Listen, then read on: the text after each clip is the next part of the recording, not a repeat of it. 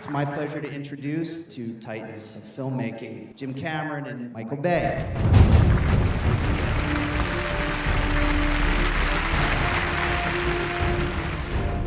I actually think that all films benefit from 3D in varying degrees, but when I heard that you were considering 3D, I thought, man, I've got to talk Michael into this somehow.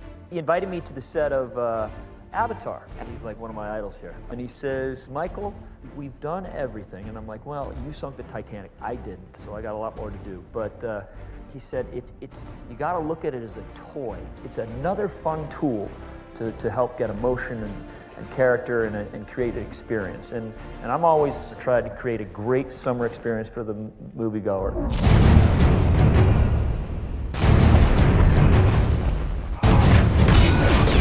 Marriage of your technical filmmaking and action and the lucidity of the shot design that you create.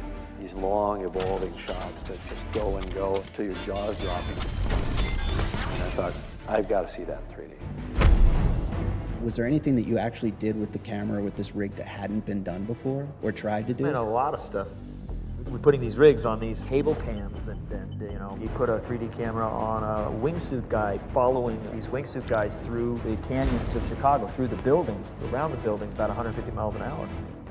It was a huge challenge. We used the Avatar crew. They're one of the best 3D crews around. You know, I'm just a director with a little dream of doing a 3D movie, and But talk about it from an aesthetic standpoint. How did you find actually shooting in 3D? to me, I like the intimate shots, like Bumblebee, where he comes into your space, because you emotionally you can feel these huge things, and it just felt right for this movie. I always have foreground, midground, background in all my shots, and that's just how I've done it my whole life. And so it really fit very natural how I was shooting, and it was just great to sculpt with space. I just saw the whole picture, and it's pretty great.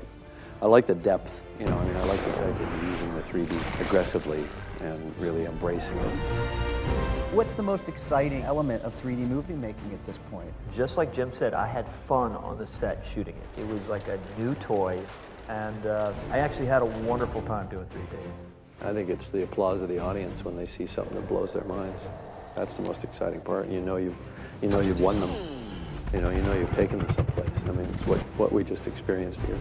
That's what's great about it. You can't beat a line like that. Right?